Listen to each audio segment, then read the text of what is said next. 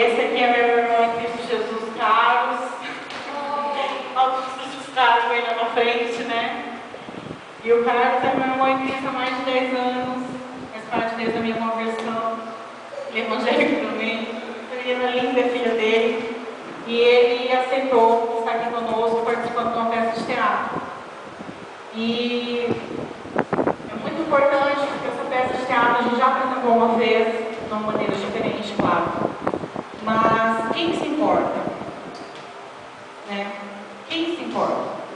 Eu me importo, você se importa. Eu vi que muitas pessoas foram até lá na frente, falaram com ele. Outros não olharam. Outros queriam expulsar ele. Falaram que se ele não saísse de lá até meia-noite, ele ia converter ele na base do povo.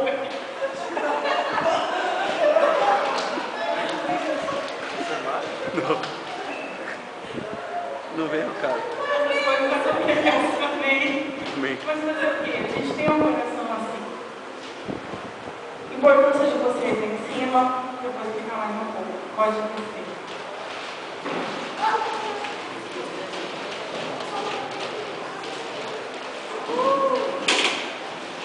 Queriam até bater no irmão. Mas enfim, ele já é cristão, conhece a palavra de Deus. E às vezes, né, Carlos? Sim? Às vezes a gente se depara com pessoas na nossa vida que estão precisando da palavra, estão precisando ser ministradas, estão precisando de amor. E a gente não se dispõe a doar 10 minutos, 5 minutos do nosso tempo para falar do amor de Deus para as pessoas, né?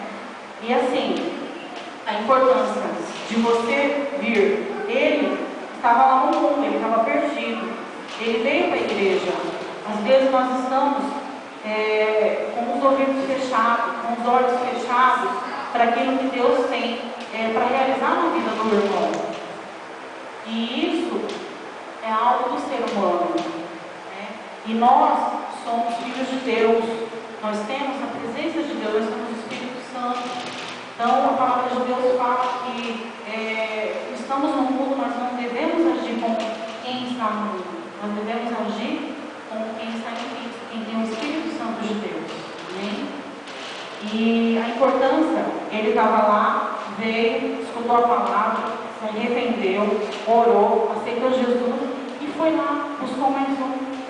Aquela pessoa que estava cega, que às vezes não estava enxergando alguma coisa, tirou as vendas dos olhos, foi lá, buscou mais um. Até que você viu tanto de gente que tinha em cima. E assim é na nossa vida, né?